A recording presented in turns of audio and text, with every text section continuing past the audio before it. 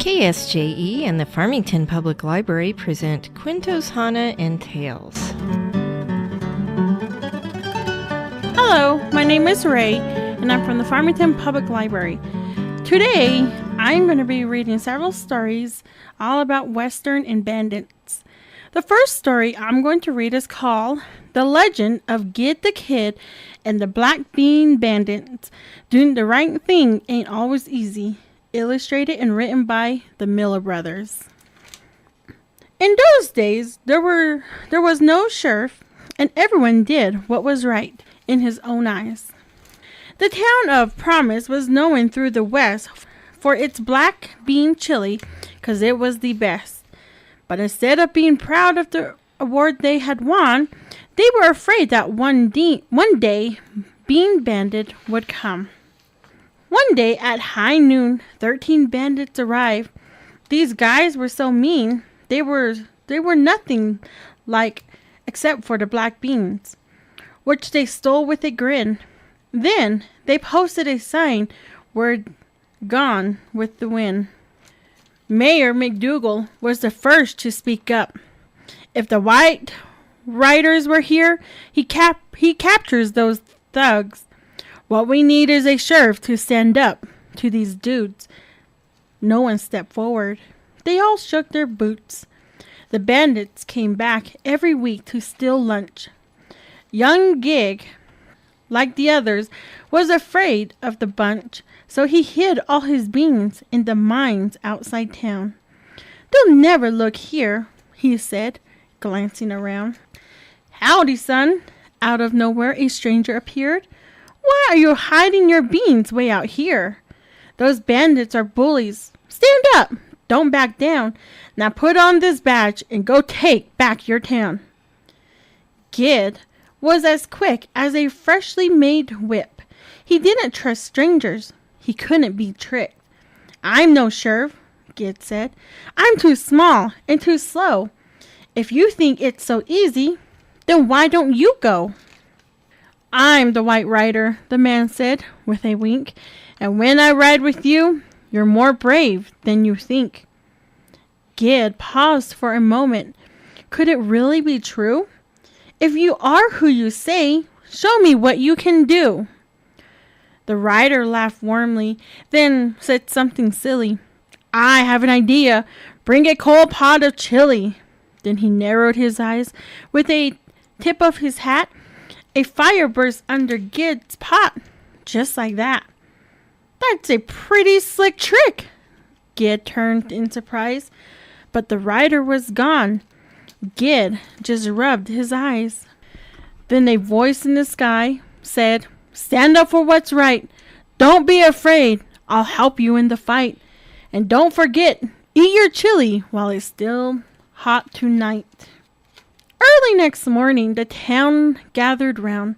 Where the sign had once been was a hole in the ground. "When the bandits come back, they'll be angry with us. Who could have done this?" they wondered and fussed. "I did," Gid stated, as he stood proud and tall. With the badge on his chest, he didn't feel quite as small. "Get him!" the mob shouted and started to charge. But the mayor stepped in before Gid could be harmed. "Whose side y'all on? We're not like these bandits.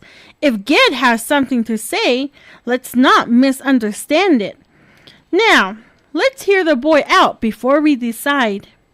Then Gid gave the challenge to stand up and not hide.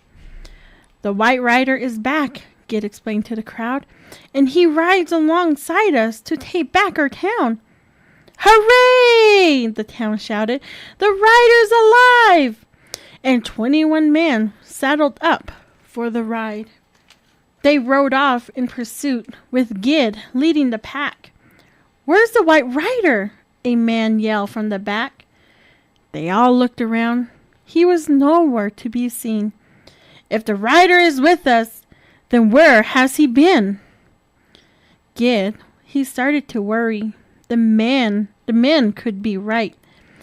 "I'll leave some cold chili in my pot overnight. If the chili's hot come morning, we'll know the White Rider is with us wherever we go. The smell of black bean woke Gid up in the spot. The White Rider was there, and the chili was hot. Howdy, son, the White Rider sat tending the fire. Looks like a mighty big posse you've hired. In fact, it's too many. Counting me on your side, send home every man who has fear in his eyes.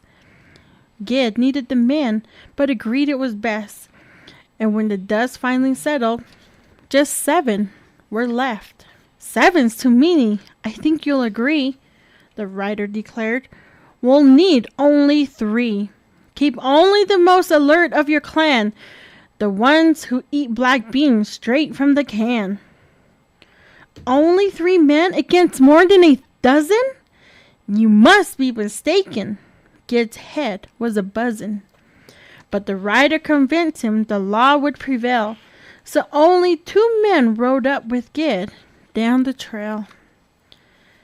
Up round the bend, they could see Devil's Bluff, where the Bean Bandits camped with their chili and stuff. We'll set up an ambush and take them by surprise. Split up, surround them, take cover and hide. When the glow of the moon peeked out from a cloud, Gid's men banged their pots and shouted out loud, Bean Bandit, beware! The White Rider is here! As long as he's with us, we've nothing to fear. The bandits in camp were shocked at the roar. No one had ever come out here before. The clanging of pots made a frightening sound. Running into each other, they fell to the ground. The victors rode home with the bandits in tow. The town threw a party like none had known. 3 cheers for our Gid, the proud mayor raved. He trusted the rider, and our town has been saved. So the people of Promise learned a lesson that day. When bullies do bad things, don't be afraid. Stand up for what's right. Don't hide back in fear. Just trust the White Rider. He'll always be near. And remember, black bean chili goes great with root beer. The end. Again, that book was called The Legend of Gid the Kid and the Black Bean Bandit by the Miller Brothers. The next book I'm going to read is called The Day Dirk Yeller Came to Town by Mary Casanova. The day Dirk Yeller came to town, the wind curled its lip, cattle quit lowing, and tumbleweeds stopped tumbling along. Town folks whispered, He starts stampedes! He holds up trains! He's trouble! But I reckon Dirk Yeller had come at a good time, 'cause I just hit a home run through a window. Pa always said, Sam, you're a world o' trouble and a curious as tomcat. So when Dirk Yeller tromped into the post office, I dropped my broom to follow. I'm looking for something, the outlaw growled, to take away my cat scratch fever. His fingers were itching and a-twitching. The postmaster backed away, but I wasn't worried. Sometimes I was fidgety too. The postmaster stammered, Try some calming elixir from the general store. At the general store, merchandise went a-flying. I'm looking for something, Dirk Yeller said, to keep a coyote from baying at the moon. Mrs. Peterson drew her children close. Have mercy! But I wasn't scared. Sometimes I felt a little wild too. Why, just yesterday I dropped a toad down the back of Emma Peterson's dress. Mrs. Peterson trembled. Try those live trap over at the trading post. I skedaddled too. At the trading post, rakes and shovel clattered. I'm fixing to find something, said Dirk Yeller, to keep jumping beans from jumping. Like Dirk Yeller, sometimes I was jumpy too. Shorty wiped his brow. I know nothing about jumping beans, but maybe you like some new boots. Dirk Yeller shook his head. Well, I'll go try the saloon. At the saloon, Dirk's fingers were itching and a twitching. His eyes were tunneled dark. Must be something here, he boomed, to keep rattlesnakes from rattling. Customers darted to safety. But clear as well water, Dirk Yeller couldn't just sit still. What do you need? Asked swaggering Sal. Is a nice cup of hot coffee. Try the jailhouse. Dirk Yeller stomped out. At the jailhouse, Dirk Yeller warned, I'm itching for something and I won't stop until I find what I'm looking for. We're a peace-loving folk, said the sheriff, and I'm serving you notice.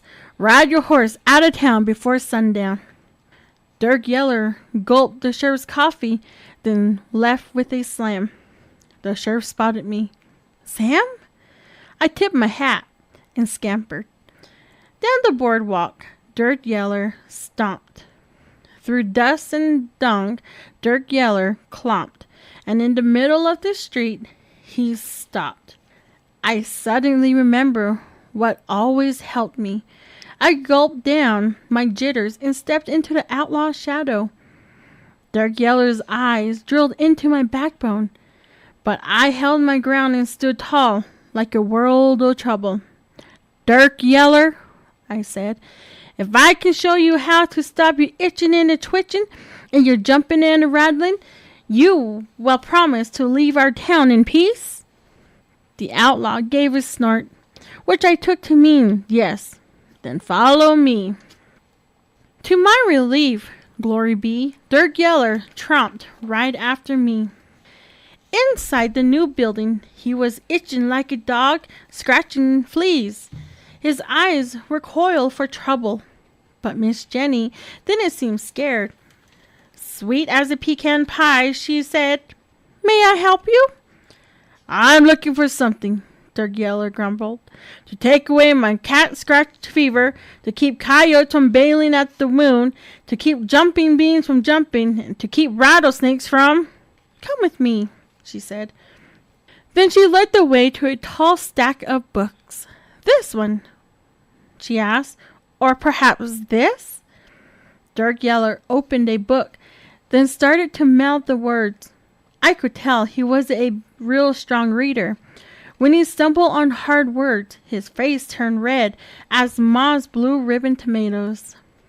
So I whispered, Here, Mr. Yeller, let me help. Together, we sounded out word after word. Soon, Dirk Yeller was turning one page, then another. And then the more the outlaw read, the less he itched and twitched. The more he read, the less he jumped and jittered. Sure as shooting, Dirk Yeller was sitting still. Before long, the sun sank low. The sheriff rattled handcuffs in warning. Then Miss Jenny called out, Closing time! The outlaw glared. I'll be back. The town folks froze, and I froze too. What if I'd been wrong? I'll be back, Dirk Yeller said, to check out more books. The people cheered, and then he winked. And to see Miss Jenny. Saddlebags full, Dirk Yeller rode off into the sunset. The wind blew a sigh of relief. Cattle started lowing, and tumbleweeds went back to tumbling along. And ever since, the library had become the busiest place in town, especially for folks with curious, restless minds like Dirk Yeller and me. The end. And that book was called The Day Dirk Yeller Came to Town by Mary Casanova.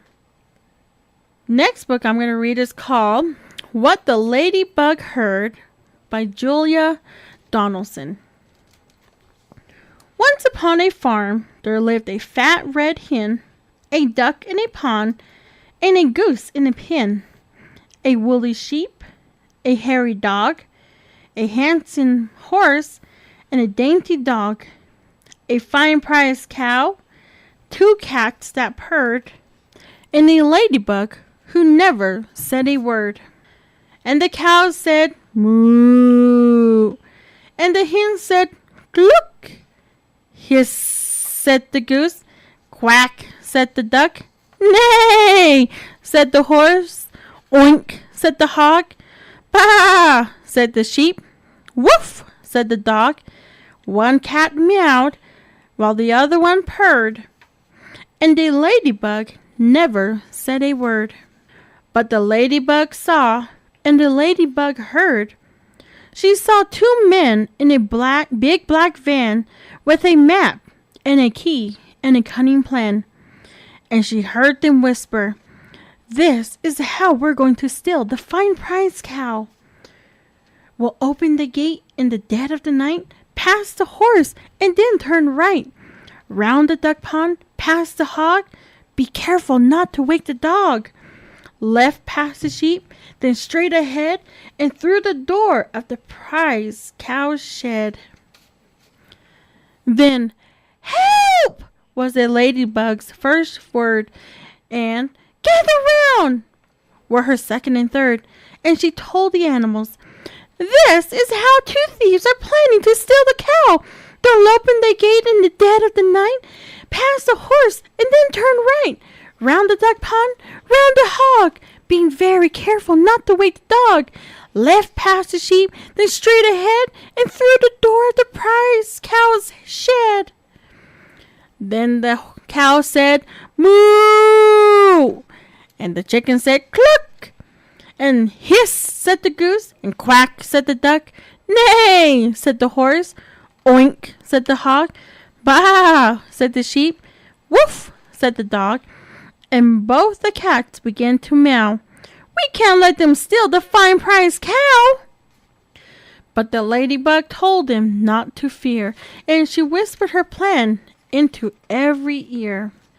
In the dead of the night, the two bad men, Hefty Hugh and Lengthy Lynn, opened the gate while the farmer slept, and tiptoed in the farm they crept. Then the goose said, "Neigh!" with all her might, and Lynn said, "That's the horse! Turn right!" And the dainty dog began to quack. "The duck," said Hugh, "we're right on track." "Oink," said the cat. "There goes the hog.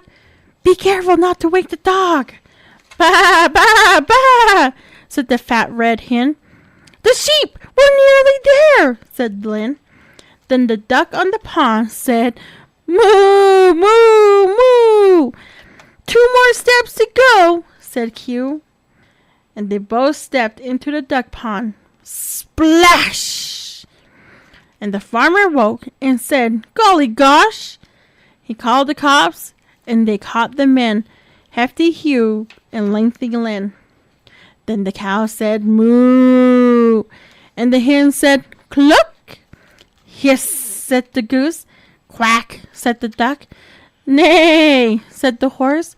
"Oink," said the hog. "Bah," said the sheep. "Woof," said the dog. And the farmer cheered, and both cat purred. But the ladybug never said a word.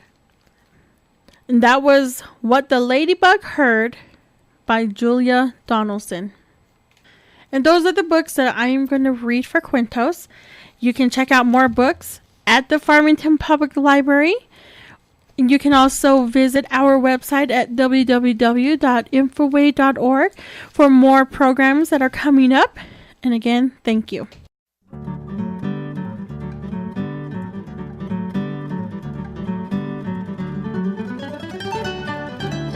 This has been Cuentos Hahne and Tales, presented by the Farmington Public Library and KSJE 90.9 FM.